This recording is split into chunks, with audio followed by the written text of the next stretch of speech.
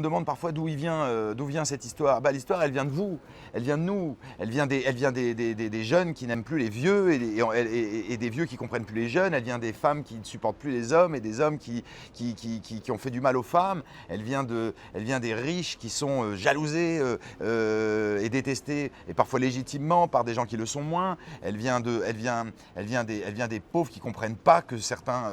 elle vient de tout ça. Elle vient d'un monde en guerre, cette histoire.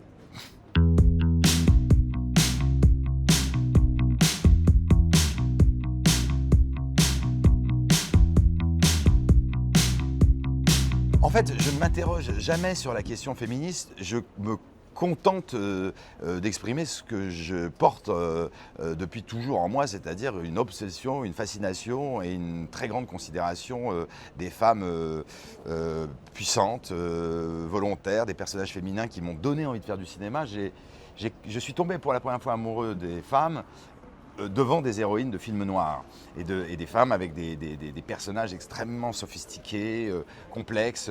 Et donc, je ne fais que vivre en fait à travers ce que j'écris. Pierre Ninet est le narrateur. C'est mon narrateur, donc je m'identifie à ce garçon paumé que j'ai été, et il va à la rencontre de ce qui me passionne le plus, c'est-à-dire les femmes. Parce que ma vie entière a consisté à m'intéresser aux femmes, à vivre avec des femmes, à être élevé par des femmes. Mon père a eu une importance prépondérante dans ma vie, mais c'était le seul homme parmi beaucoup de femmes.